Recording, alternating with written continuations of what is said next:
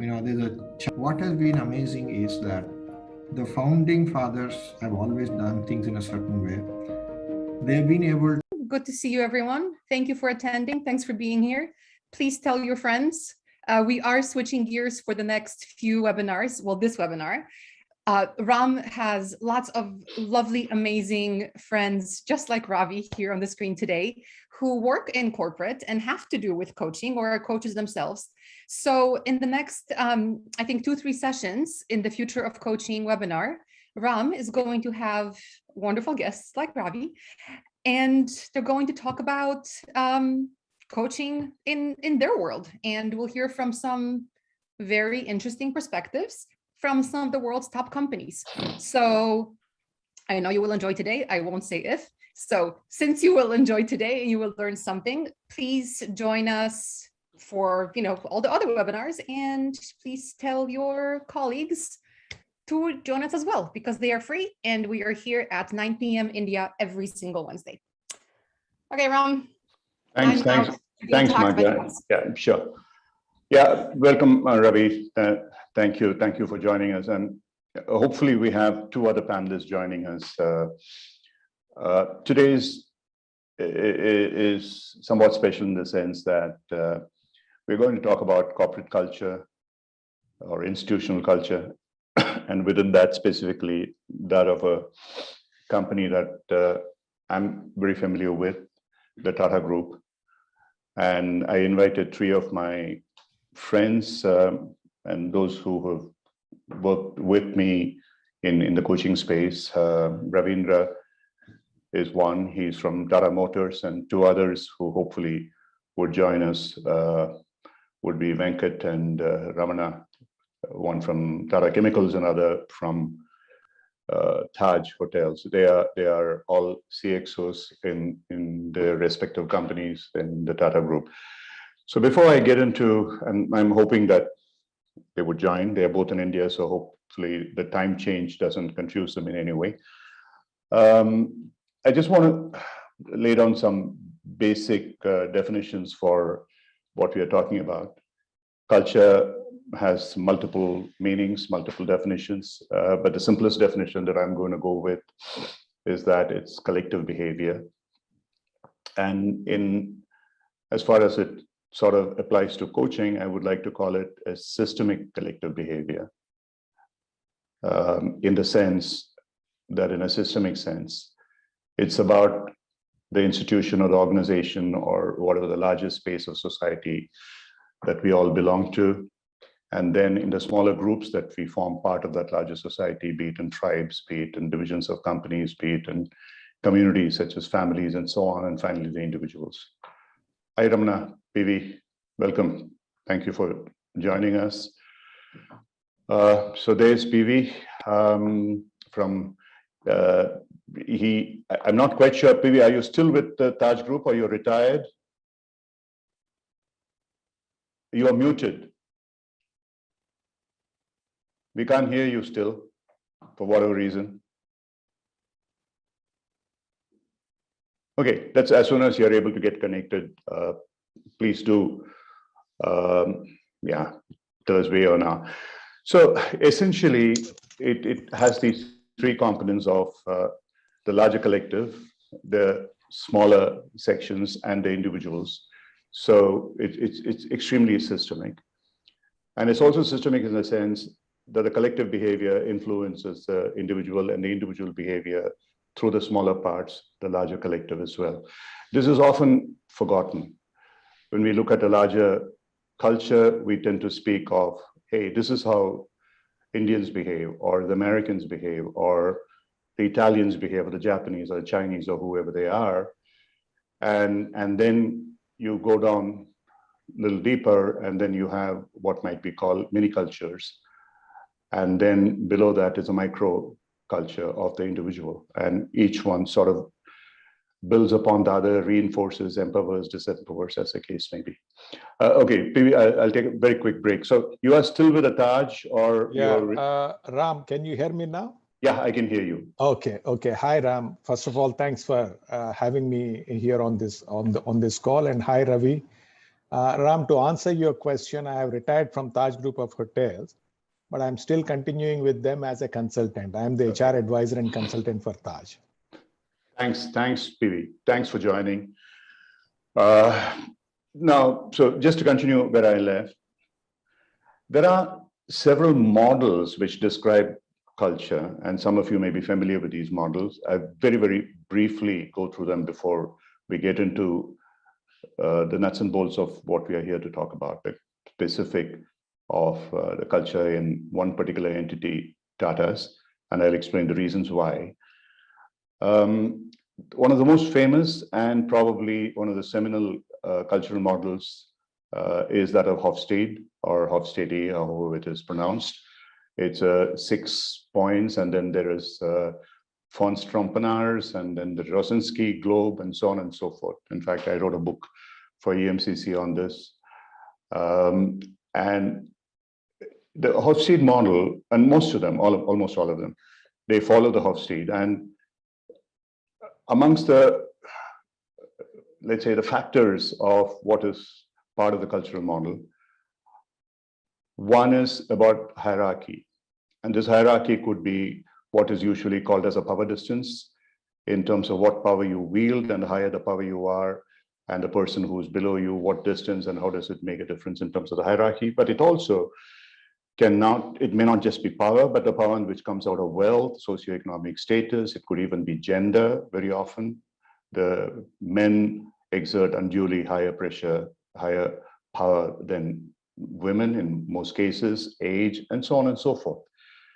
And within that, and from there, let's look at power as a space. And then there is a time aspect to culture, which is about these cultures. Some of them are long-term oriented, some cultures are short-term oriented, and so on and so forth. And you know, generally that in the Asian culture, we tend to look at things in the long term, whereas many of the Western cultures, they tend to look at it in short terms, like the corporate quarter behavior and so on.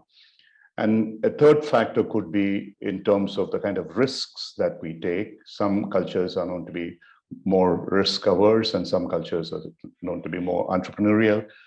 And one more, just to add, and there may be some more that's possible, is also about, some cultures are more about the individual, some cultures are more about the collective.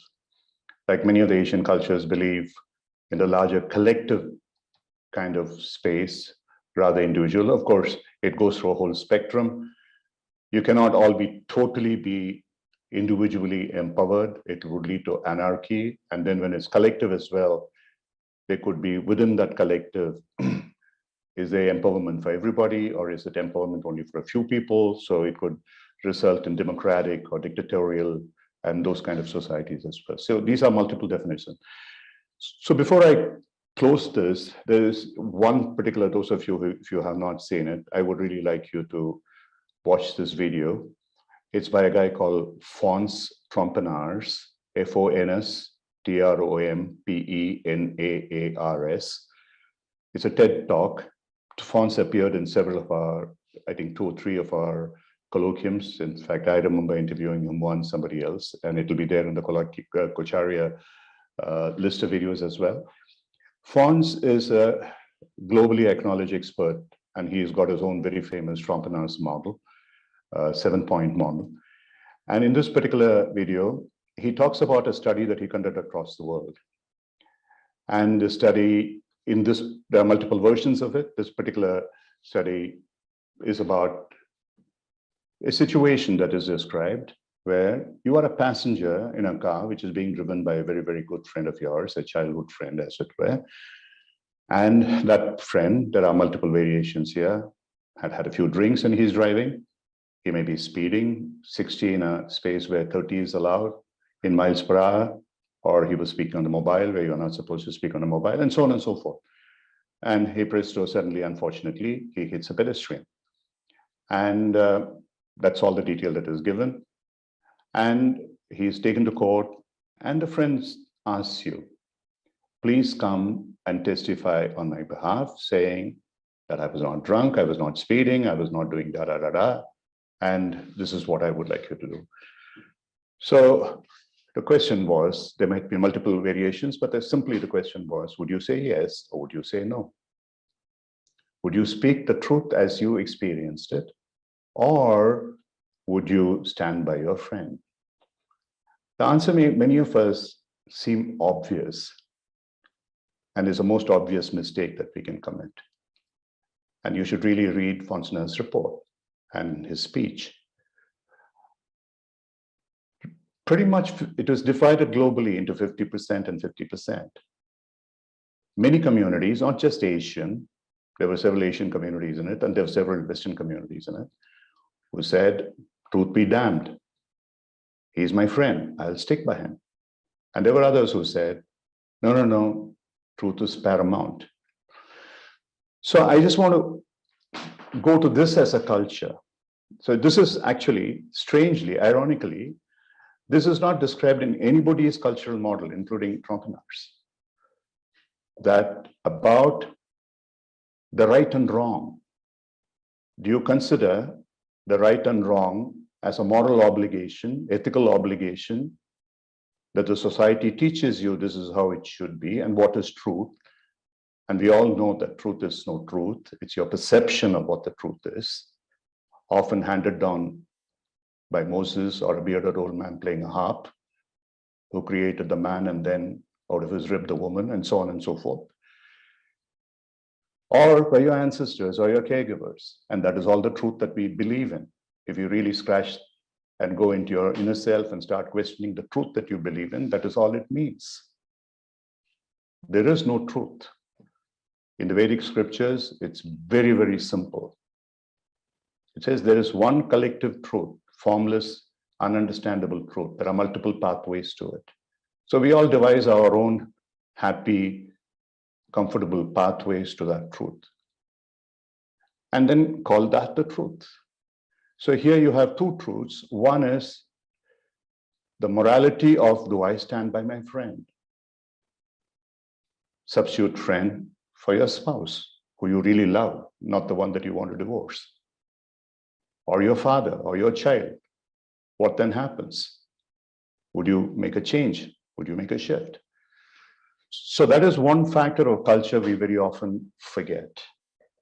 How does a culture, both collectively and then individually, decide on what is the right and wrong? And those who are able to get it more right than others in some ways, and we'll have to, again, go into what are those factors of what is the rightness. For instance, simply put, is your culture one of where success is about wealth, or is this about true happiness? That's a very important factor in deciding what your culture is. And the second attribute, which is very rarely addressed, which is very, very relevant in a corporate institutional context, is your culture oriented towards a performance or the people? This is a constant dilemma that most people face as executives. And we don't recognize it as a larger cultural dilemma. We sort of push it to the side. Oh, this is a corporate one. No, it's not. It's about the way that each of us behave. I'll stop here. So today, I invited these two gentlemen, not because for any other reason. I really do not know anyone, a woman from the Tata Group, and in future I would be very happy to invite any woman from Tata Group or younger people. And both of them here, Ravi and PV, are both CXOs. I had also invited Venkat, who perhaps has not been able to join. Because though I never worked for Tatas, most of my life I worked with Unilever, a large part of my life. It's sort of my alma mater. And one day, not in the distant future, I would certainly have some people featuring from Unilever, a culture I tremendously respect, and I was a part of it. But a company I was never part of, I never worked, but I had many friends, was a Tata Group, where I had the good fortune to do work later, where they have exemplified, in many senses, the two factors which are not part of the Hofstede model or the Globe model or the Rosinski model or the Trompenaars model in terms of culture, the rightness or the wrongness from a moral compass. How is it defined? Is it intuitive? Is it something which is collective? Is it always followed? Or what happens? To me, the way I see it, and I have seen it, and I'll just quote one incident and then pass it on to one of these two gentlemen, is exemplified. And this again, it's beautifully captured in a YouTube video of an interview by a professor in the Harvard University, possibly PV would be able to give you the reference later, with a person who was the general manager of the Taj Hotel in Mumbai, maybe a year or two after the terrorist attack, where the incident was pretty straightforward. A bunch of terrorists walked into the hotel and tried to hold it to ransom.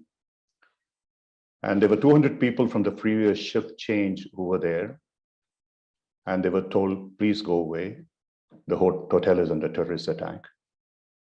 And those who want to from the new shift can join, or they can also go. Not one person left. Not one person. And there were parallel incidents which are very well recorded of other hotels equally famous, where everybody ran away, leaving the guests to their mercy. They were not on the full attack, there were threats of attack. And I happened to, in some ways, connected with it because there was, on that particular day, there was much after I left Levers, there was a dinner for the Unilever chairman, global chairman, the wives and managers, executives, senior executives, maybe 100 of them. They were caught and they were allowed, they were aided by these people at the risk of their lives to escape, climbing down the pipes and so on and so forth. And towards the end, when the terrorists tried to attack, a bunch of the hotel employees formed a human cordon. And if I remember right, about 20 of them died. Many other people died. Very few guests though, most of them all staff. And the general manager lost his entire family. And he was interviewed. And the Harvard professor asked him this question: how could you develop this culture in this organization? And his answer was very, very simple and in some senses painful.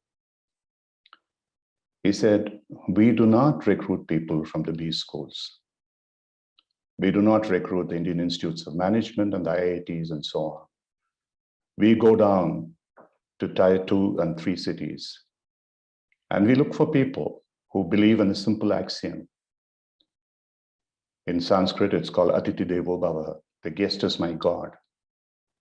We just check for that. The simple reason is this, that skills can be taught, but behavior is difficult to change. And that is what is the collective, that is the behavior. So very often this is referred to, even within the Tata group and others, is referred to as a Tajness. And similarly, I see a Tata-ness. It may not have been that obvious, as in this case, so stark and so tragic, but in many ways, it articulates the culture of this fantastic company, which has been in existence for over about 200 odd years now, and still going strong. It's not the most profitable company in India. It's not the fastest growing company in India. But I've rarely known anyone who's working for this company leaving that company. They are, sorry to say this, they are underpaid. They could leave and they could get jobs at twice the salaries anytime they choose. And I know that from a fact or from multiple facts. So I'll stop here. I've taken enough time.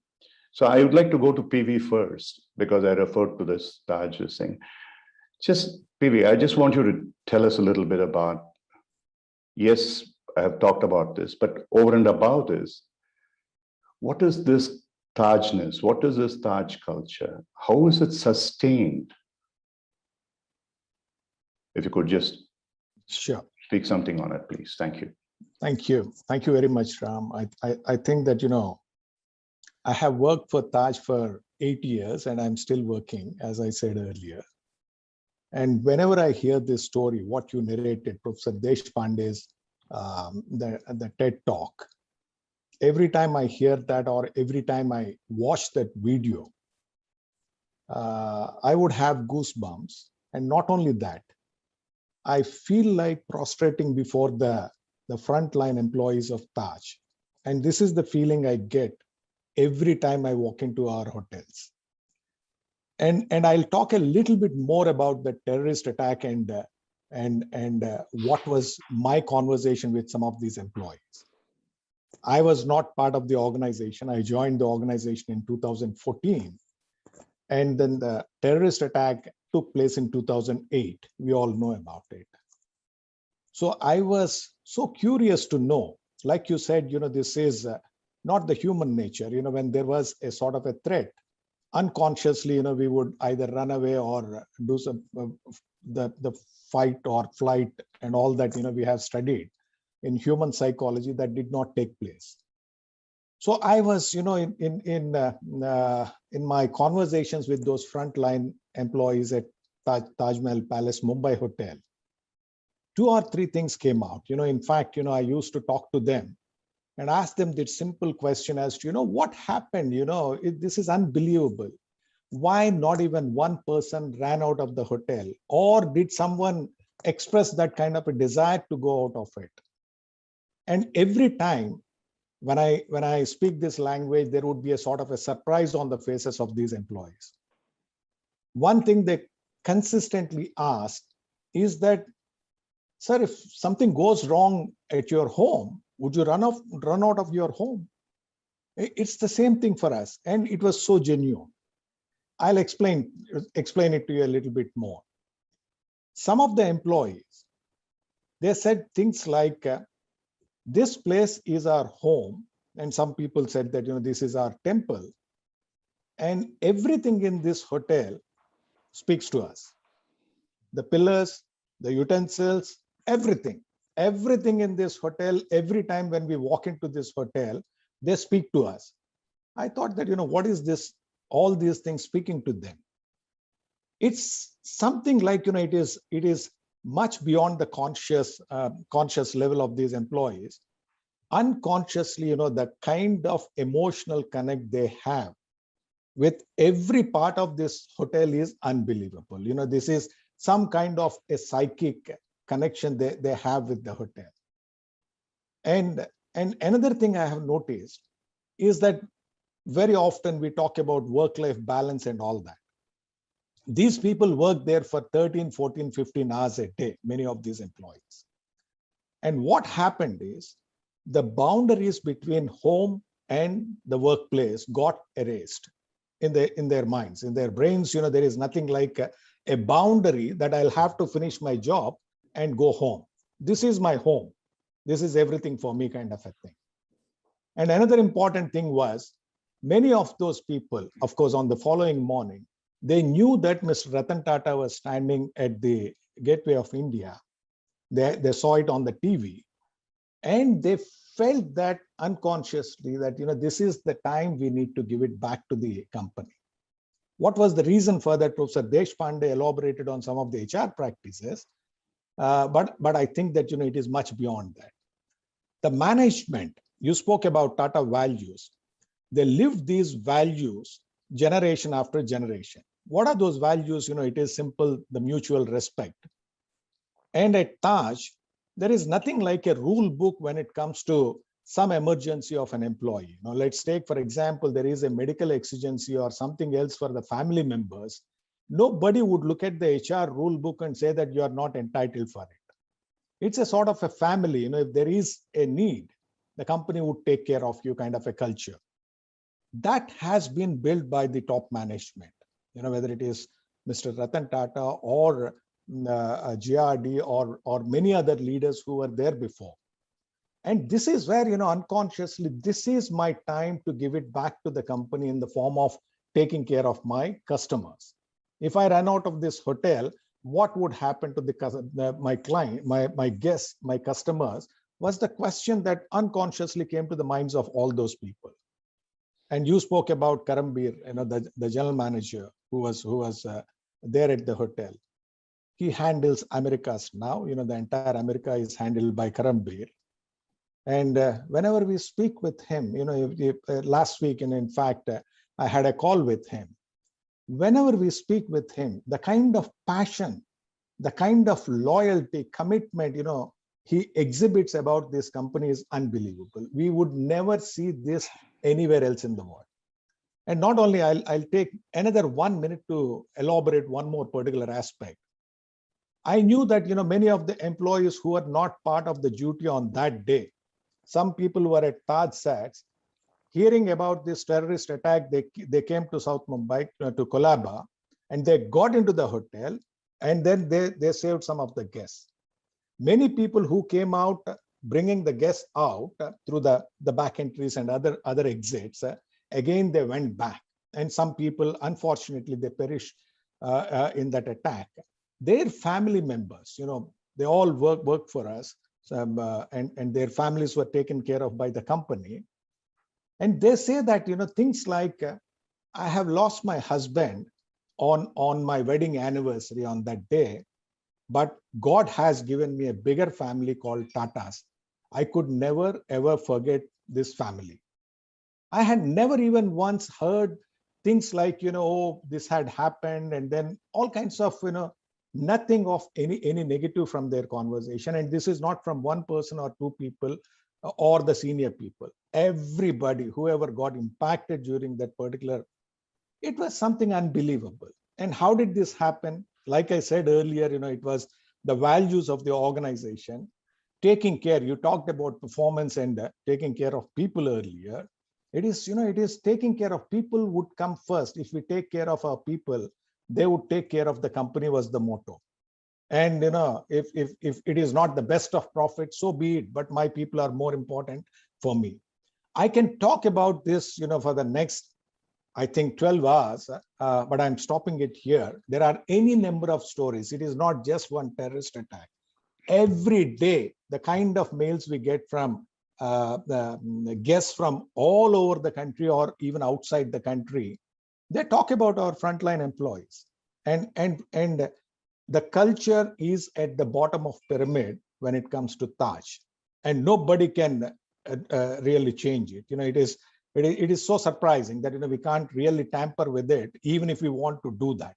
So I'm sorry I've taken so much of time, but I'm taking a pause, and then let's hear from Ravi also, and then I'll take some more questions. Yes, thanks, Ravi. I just want to make a couple of remarks before I pass it on to Ravi.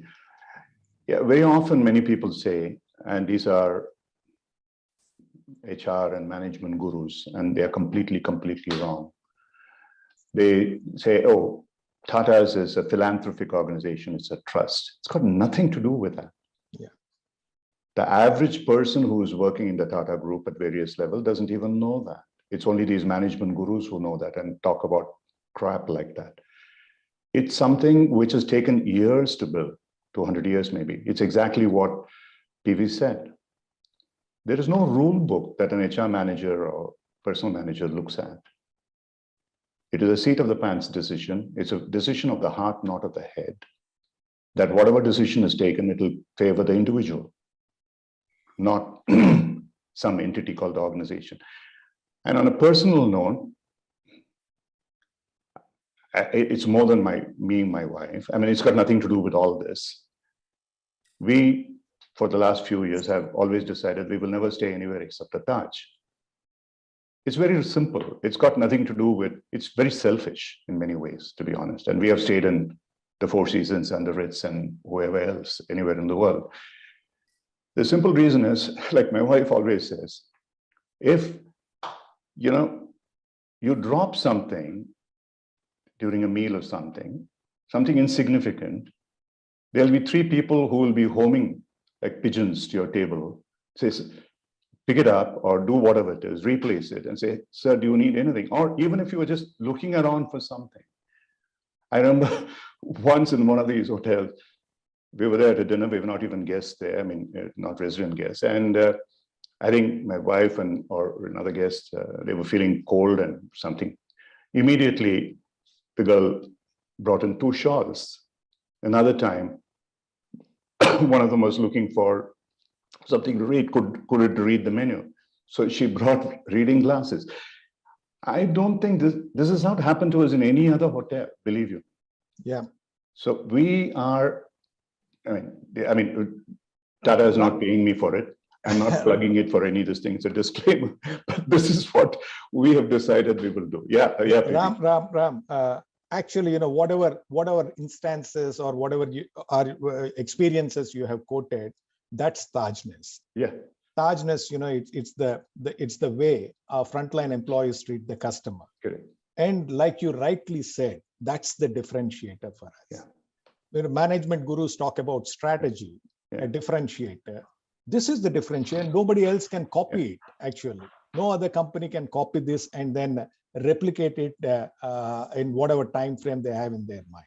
That's our strength and that's our differentiator. Yeah, in fact, my wife can write a book on her experiences at the Taj, and it'll be Yes. fantastic. So anyway, I'll stop there.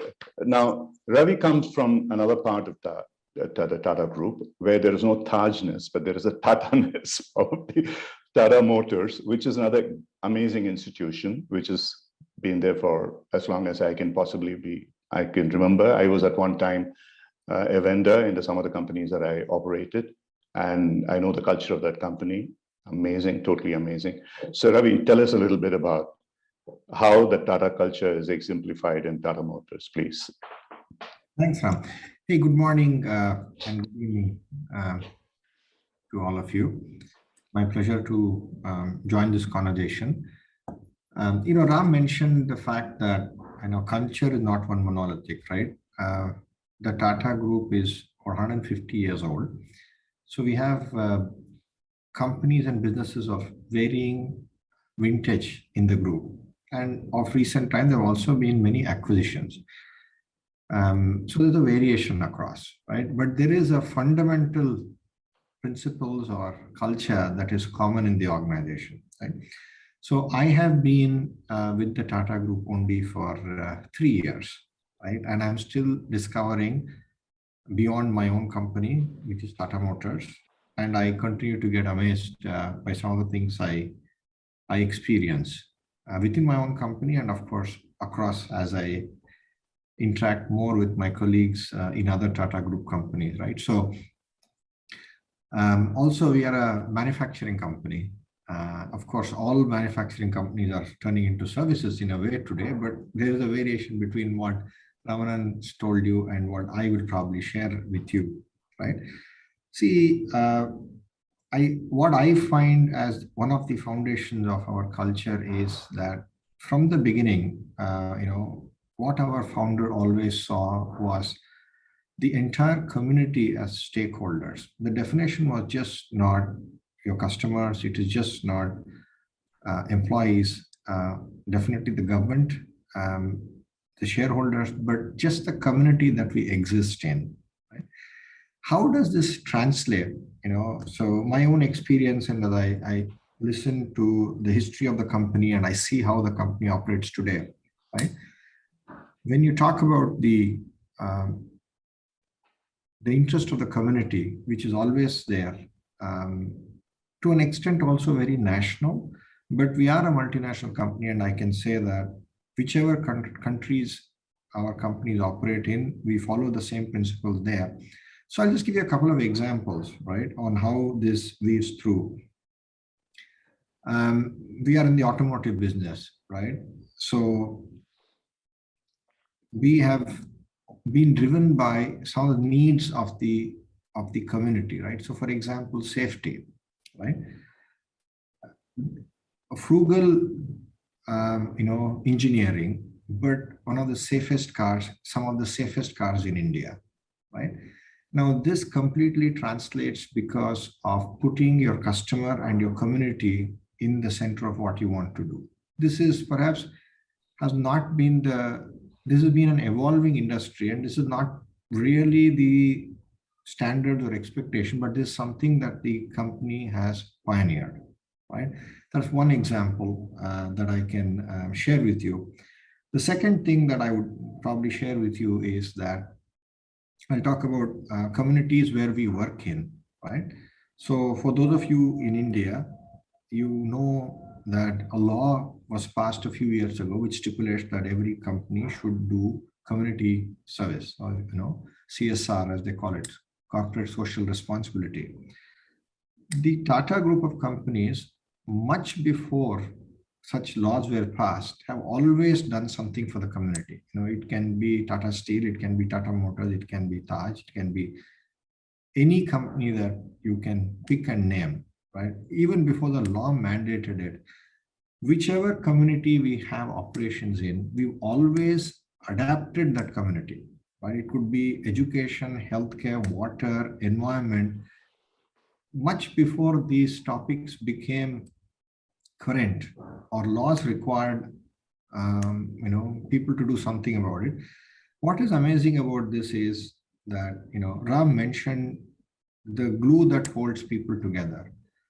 I think all of us probably would agree that compensation is just one aspect, right? This is an aspect of the belongingness to the community, their opportunity, the amount of volunteers we have across all organizations, right? Is just absolutely amazing when it comes to what happens to the community. And talking about employees as the next segment of it, right? So again, the roots go back to our founder and our initial leaders, wherein they introduced some of the most, far-sighted and far-reaching employee benefits, right? Provident Fund or a social security in India was started much before the law was passed by the Tata organization, right? A creche before law mandated it was started. So if you want to think about, diversity, if you want to talk about equal opportunities, I think these were things that have been a part of the thinking of the organization, because conducting business was only seen as an aspect, more of an institution, is what I feel every time I look at it. So how does it even translate to modern day, right? When COVID struck, right? Even before the Prime Minister recommended to everyone, employers specifically, that please pay the wages, right, of your employees, even if your factory shut down. As a Tata group, a decision had been taken that we would pay all employees, especially contractors and temporary employees, throughout the period. One. Second, a declaration was also made that payments to, small and medium industries who are our vendors would be prioritized. Nobody asked, or rather the government of course suggested that later, but these decisions were taken, even before any such suggestion was done. And for throughout the period of the lockdown, it is just not payment of salaries, right? In some of our factories where we have a lot of youngsters working for us, these are workmen, they come away from their families, from surrounding, hinterland, and they live in towns. The meal that they get in the plant is one of the most full meals, or a wholesome meal that they get, right? So when the plant shut down, and also, restaurants were shut down, there was nothing that was open. Our kitchens were open and people could come and take their food. In some cases, we supplied food to the places where many of our people lived, right? Now, this, again, was not a central directive, or there was nobody who directing them, right? This is something that the local management team took a call on its own, right? We've always seen truck drivers as a part of our community, right? So any truck that had been stopped in the highway, anywhere close to our plant, was adapted, right? The truck drivers got medical help. They got food, right? Now, by the way, this is also done voluntarily by our employees because you needed people to go out and do this when there is a lockdown and people's health is at risk, right? So our employees see this very much as a role on how can they support the community rather than just purely business, which is important for us to keep going. But this is what I've seen happening. And the last example I would give is in terms of pioneering, right? So the first let's say a 5-star hotel or a modern hotel was Taj in India. I think many of you know that, right? That pioneering spirit, if you talk to anybody in any of the Tata group, they will give you an example of how their company has pioneered something. So I can talk about electric vehicles, right? So again, when the government of India, about 5-6 years ago, in order to support the electric vehicle industry, went ahead and said, we will buy 10,000 electric cars, right? Tata Motors had no experience in electric vehicles. We had made 0 electrical vehicles till then, but we did an aggressive bid, won the bid, because there was a recognition that, we have to pioneer, not just for the sake of business, but also for the sake of the country. See, this is not, I'm here for 3 years, right? But what I can tell you is that this is a driving force in the organization because people see it, right? And there's a Chinese saying that I once read, which has always appealed to me about culture or how we make sure that there's right leadership behavior. It says that when leaders speak, people look at their feet. It's not what they say, but which direction they're going to head after the speech is over. So it is what has been amazing is that the founding fathers have always done things in a certain way. They've been able to identify, nurture, and coach people who followed them to follow the same principle. And that running thread I find across the entire group of companies is amazingly strong. It finds expression in different ways because from a company who makes salt, and today they are into many other consumer products, it could be tea or it could be a bunch of things, to a software company, a services company like TCS, to hospitality industry, to a car manufacturing company, right?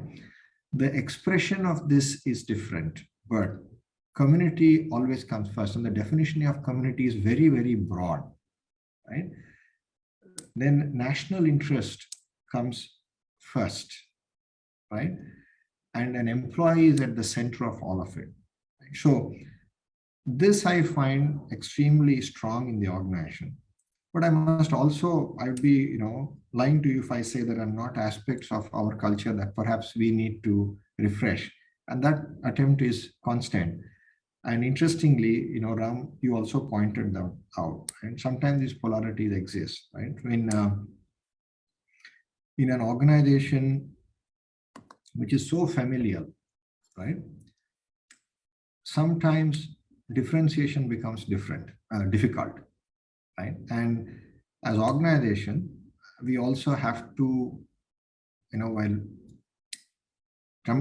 profit is not the sole purpose, and I don't believe it is the sole purpose, it is an important one for the sustenance of the organization, right? But that is also important, like I said. So performance is important.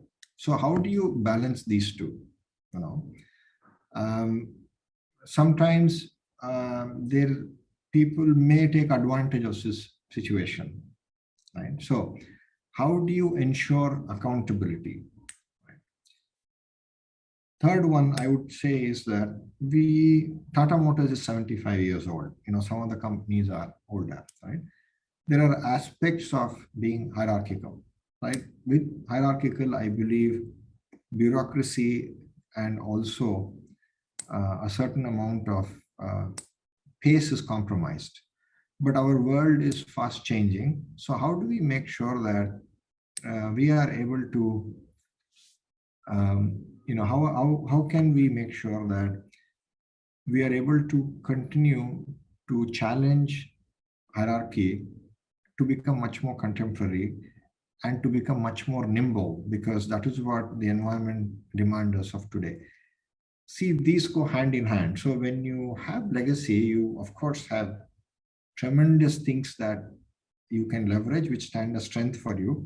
But also there are some aspects of it, if you don't refresh, it does become a bit of a millstone, right? So these things do exist. I'm not saying it doesn't exist, but when you just step back and look at, there are more pluses than minus. So I'm going to take a pause here, Ryan, and back to you. Yeah, thanks, Ravi. Thank you very much indeed. Just for those people outside of India who may not know much about the Tata Group, pretty much everything is what they deal in, from steel to motors to now airways and hotels and software to consumer products. At one time, they used to run the electricity and transport services of the city of Mumbai. They ran it far better than what it's being done now, taken over by the government. That apart. And when Ravi talked about community, many people in India would know this, the township or the city of Jamshedpur. It's even now I'm honestly surprised many times, and suddenly I meet someone, that person says, oh, my grandfather was in Jamshedpur, or my father was in Jamshedpur, or whatever it is. It was a spawning ground for many people who came from the Tata Steel family, which made it its home, and an entire city was built out of that place as a community service, when most companies wouldn't give the time of the day for how their people lived. And this was a difference that Tata's made. Okay, coming back to you guys, about roughly 5 minutes each of you.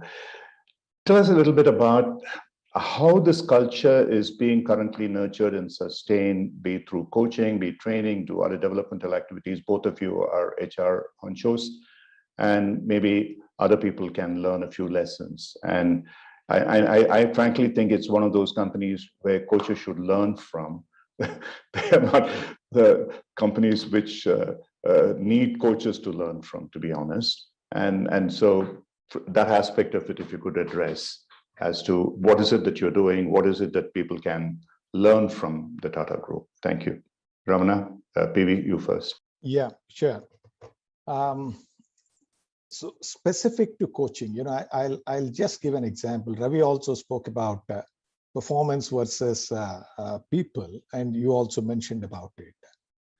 It was, immediately after the terrorist attack, and because of the subprime, the crisis in US and all that, business in 2014 was in a very, very bad shape. The debt was piling up, and there was a need for accountability and performance. And by accountability, I do not mean to say that, it is throwing out people in the name of, the performance appraisals and all. It's all. One thing, which worked very well for us was that, first, when we realized that we need to put our focus on performance as well, and all the strengths which we have in the organization in the form of the customer centricity or the people centricity within the organization, how do we convert this into a performance culture? This is where, a few of those steps were taken. Of course, one was changing the organization structure. I'll not dwell much into that. The centralized structure was moved out into the geographic. It was made into a geographical structure because we wanted to take the organization closer to the customer, number one. The second thing we did was we dispensed with the performance management system of every year giving those, the ratings. We used to have this rating like giving 3.5, 3.55, 3.6, 4, and all that on a 1 to 5 scale. And we used to get, I joined in the month of April in 2014, and my inbox would be full saying that, the front office lady was given 3.18, whereas I got only 3.10, and this is unreasonable. The first question we asked ourselves was, when we are speaking about a performance culture which should be collective, when the guest walks in into any of our hotels, all the employees together would be providing the services. It's not one front office person separately and then the food and service person separately. This is where, like I said earlier, we have dispensed with that point rating system of giving individual ratings to our employees. We brought in a team appraisal system. Every hotel would get a rating at the end of the year basis the scorecard, and whether it is the bellboy or the general manager, they would get the same percentage of bonus. This was put in place in 2015, and it became a global case study by Deloitte. They wrote a case on this one. And the other one, this is specific to your question, Ram, about coaching. We put a general manager development program. We wanted to, because a general manager is a sort of a CEO for a hotel, a general manager development program, a 9-month long journey. It was with IIM Ahmedabad and Nanyang University in Singapore. We partnered. And this 9-month long journey, it was more of coaching. It was, we converted, it was, Ravi spoke about, the hierarchical culture. In a hotel industry, it is a hierarchical culture, but, it is not in a sense that, it is so much of bureaucracy. This is where we wanted to make every general manager a sort of a coach, so that one is that, respecting people in the hotel, whether it is a dishwasher or a manager, respecting and treating them as human being, which was already there, which was a strength for Taj at any point in time, strengthening that one.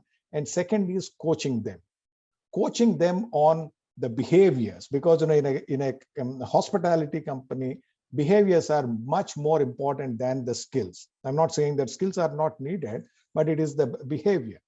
You gave the example of your wife who could write a book. I'm sure that she is going to write a book on the behavior she had experienced from the frontline employees and not about the skills. This is where, a specific coaching program through this 9-month long journey was put in place by us. And, we coached these general managers to become coaches. And, we have seen the way the culture has, at some point in time, ours was a sort of a mandate, give a mandate so that, it had creeped into the company from the top management. This is the reason why I said that, the culture exists at the bottom of the pyramid when it comes to Taj. Any number of leaders at the senior management team at my level could try to tamper in by talking about various things, but, it still remains the same. This is where, developing the general managers as coaches so that they will become, we coach them on the conversations, what kind of conversations they could have with people in the company. I'll just give one example. As part of the performance management system, we have a quarterly, we call it Q chat. Q chat is quarterly chat. The way, it happens is that, there are only 3 questions that the manager would ask. One is that what went well in the previous quarter. Second is what could have been better. The third is what's your plan for the next quarter. These are the 3 questions. If you look at it, these are the 3 coaching questions. And if there is a feedback with the permission of the employee, the manager would we released several videos around it. We trained up people on this, and then slowly it has now everybody talks about these quarterly chats, Q chats. It has become a sort of a culture within the organization. Another one, and then I'll hand it over to Ravi. Another one was that we used to have the annual engagement surveys. One of the companies used to do that Gallup, and then the focus group discussion. This is all the stereotypical way every organization does it. And given the special culture we have within the company, what we had introduced was that what we call as We Connect. It is an everyday survey. Everybody, whether it is a contractual employee or the general manager, they all, machines were put at the gate at the time office. People would give their how is your mood, and they'll write a comment, a qualitative comment. The qualitative comment could be as simple as the sambar in the cafeteria was bad yesterday. And all this would go up onto the notice board every day. And every day the general manager would have a conversation with all the employees saying that, what's the action that is being taken. So it's a sort of, the bottoms up. This is when you look at it from the coaching perspective, listening to the employees and understanding as to what exactly is happening. It could be their issues, it could be work related. So basis all these things, at this point in time, several cross-functional teams, during the pandemic, human is becoming a very big business for Taj. And some of the youngest people in the organization, they head these businesses now. And some of these things, ideas came up from the employees. So I'll take a pause because I know I'm taking too much of time. I'll take a pause and hand it over back to you, Ram, and then to Ravi. Yeah, and Pete, don't worry about the time. Ravi, don't worry about the time. Okay. Right. I've already told the audience, those of them who want to stay on, because I have one more question, final question, which is going to be very relevant to the coaches in terms of you both are qualified coaches, and therefore, what is your advice to them and how? So before that, Ravi, so about the practices that you follow in Tata Motors or other divisions that you know. Yeah, I mentioned to you that there are aspects of our culture that we certainly want to strengthen and amplify, and there are aspects of our culture that we want to change. We recruit a large number of youngsters every year, right? And we, of course, recruit to replace attrition. And then finally, as we grow into newer areas, right? So for example, electric vehicle. The kind of talent we require is completely different. So we hire a lot from outside. So the first and foremost thing is, how do we imbibe our culture or help them, also to appreciate some of the culture, and at the same time, be open to some of the new ideas or change that they can bring in. When we are hiring these people to come and help us and bring new ideas, there's no point in stifling them. So our focus to strengthen our culture, again, strengthen, I would say, to make it contemporary, continue what is good, but also adapt new things. The people leaders play a very significant role in this. So there's been a tremendous amount of focus on people leaders in our organization to help them with this, right? So making sure that one, we are open to new ideas from outside. Second, there are some clear essential that we will not give up. We will not compromise them. So this is one thing that has begun to give us some results as we hire more and more people from outside. The second thing that I would say is that in a small way, what we have started is we started group coaching, right? So one of the things I mentioned earlier was about accountability, right? So accountability comes across in a group. There's a lot more need for open conversations within the leadership team, wherein they not only hold themselves, but they hold each other accountable. This kind of intervention is only, in my experience, possible when you have group coaching, because there has to be a level of comfort, a level of trust that is possible in the leadership team. And when the leadership team exhibits this kind of behavior, the rest of the organization will follow. So those are two examples, Ram, that I would like to share on how we've tried to leverage coaching in different ways, both at individual level and at a group level, to strengthen our culture. Thanks, Ravi. If you could just continue and offer whatever, as a coach yourself, what is it that you would advise the coaches around, not just merely about just working with Tatas or whatever it is, what you see embodying those principles of the larger framework of the culture, the Tataness and the Tajness and so on, and after you, PVU, if you could close that with that. Thank you. So, see, I'm a human resource professional, So one of the things that we work with is with the team for team effectiveness, right? So there is a culture of every team, right? Because the way it expresses itself, while you have a common underlying culture, depending on the history of that particular organization, the culture is a little different. So the first thing that I would say is that uh, if when I'm coaching teams, right, and I found value in this is don't take it as they all have the same vision of a shared culture, right? I think it's important for us to co-create culture, right? So that would be the most critical step when we are working with the team. This team should have a common sense of what kind of culture do they want to build for themselves. So the more time you invest in this, I think the next few steps will probably become much more easier. That has been my experience. The second thing that I would probably also say is that we need role models, right? So, and whenever you talk about culture and change, I think it's a change that people want to, leverage coaching the most.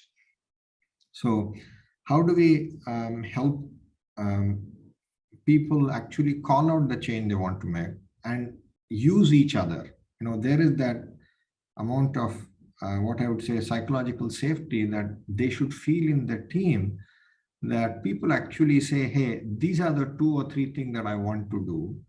And how does the rest of the group help them? Now, this could be either when we are doing group coaching or even when we are doing individual coaching. Unless they get help from the system around them, they are unable to change, right?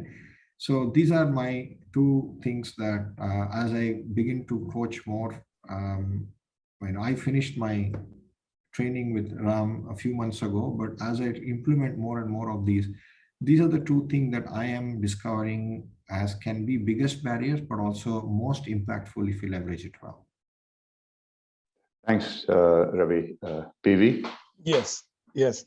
My advice to coaches on this call, Ram, is that, when we speak about culture in an organization, it's always an imperative to focus on the top management behaviors. I would say that, coach the top management, the top people, the CEO, and the top 25 people in the organization. Many times, the culture we experience in the organization is a reflection of the attitude of the top management. Taj example for what I said, the behavior of the people at the front line is a reflection of the attitude of the top management. So this is where many times, people,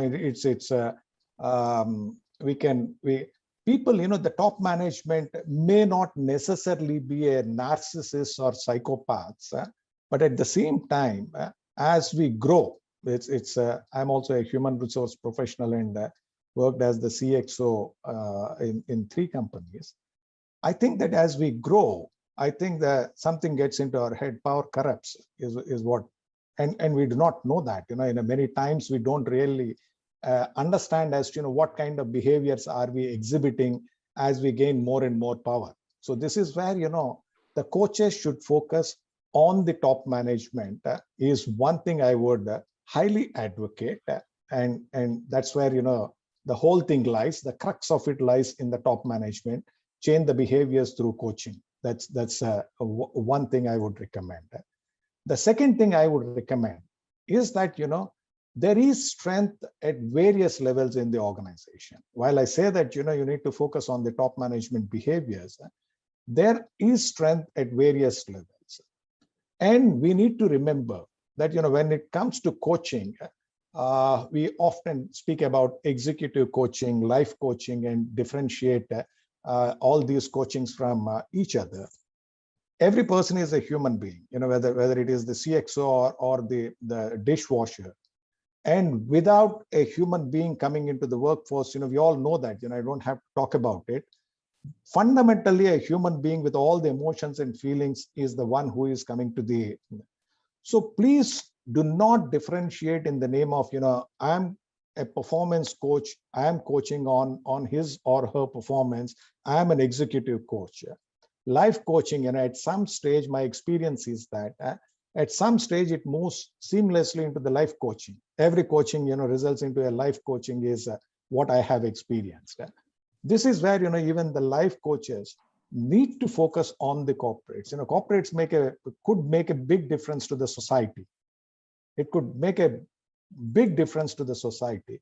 So coaches internally and externally could play a big role in changing or transforming the organization culture and making sure that the organization lives the values for the sake of its employees and then all other stakeholders, which includes the community, like Tatas have been doing it for the last several centuries. These are the two advices I would give, Ram. Thanks a lot. Thank you, really, Bibi. And combining what both of you have said, actually, our experience in the recent past, and it's taken a while for us. Magda and I have been receiving quite a few inquiries, and we have started doing, earlier today, I was talking to Ravi, assignments which are group work, and very often it is systemic in the sense it's aligned with the larger goals of the organization, co-creating that for the individuals and the team. It has to align with that. And primarily, these are about culture in some way or another. Each organization, of course, defines its culture in different ways. They have their own leadership competencies, core principles, and so on and so forth. And everyone is aspiring to be more human, more integrating the values of work and life at workplace, the fulfillment of the people who are working for. It's really fantastic. I mean, that's really likely to change the scene probably. I mean, it might take a decade or so, but more and more, if that happens, it's going to be extremely powerful.